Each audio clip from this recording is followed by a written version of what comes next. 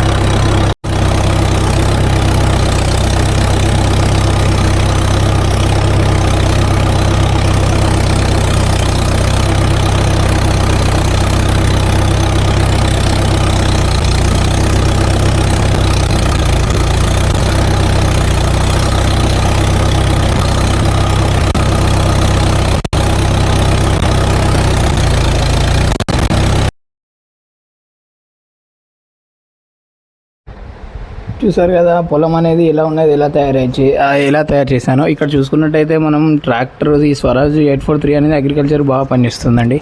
అలాగే మనం ఎలా అంటే ఇప్పుడు ఇది హై స్పీడ్ సెకండ్ గేర్లో దున్నాం మనం. కొంతమంది ఏం చేస్తారంటే మొత్తం ఫస్ట్ గేర్లో దున్నుతారు. అట్లా అవసరం లేదండి బండికి, ఎందుకంటే 42 HP కాబట్టి ఇది సెకండ్ గేర్లో అయినా బండి ఈజీగా వెళ్ళిపోతుంది. అలాగే మనకు ఇప్పుడు బండి అనేది మనకు ఇక్కడ చూసుకున్నట్టయితే ఇది దాదాపు మనం 45 minutesలోనే ఒక 10 గుంటల పొలం అనేది మనం పొతం చేసాం. మళ్ళీ ఎలా అంటే దీనికి ఇప్పుడు కేజీలు మాత్రమే వేసుకోవాలి. ఎందుకనంటే కేజీలు వేసుకోవడం వల్ల ఈ మీద గడ్డి కట్ అయింది మొత్తం కిందికి టైర్ కిందికి అనేది పోయి మంచిగా మనకు దానికి డీవార్మింగ్ అయ్యి మనకు కొంచెం బలం లెక్క చూపెడుతుంది. ఎవరన్నా కొత్తగా నేర్చుకున్న వాళ్ళు ఇలా ట్రాక్టర్కి ఇలా సెకండ్ గేర్ వేసి 12 RPM పెట్టి మంచిగా స్లోగా వెళ్తే మనకు సాల్ అనేది బాగా వస్తుంది. అలాగే మనకు వర్క్ కూడా చాలా వరకు అర్థమైపోతుంది. ఇక్కడ చూసుకున్నట్టయితే మనకు ఈ గట్ల పొన్న కానివ్వండి, ఈ ఒడ్ల పొన్న అనేది గడ్డిని అనేది మనకు సమన్వితంగా పట్టాలంటే అది కొంచెం మనం ప్రాక్టీస్ చేసి ఉండాలి. ఇప్పుడు మనం నెక్స్ట్ వచ్చేది అది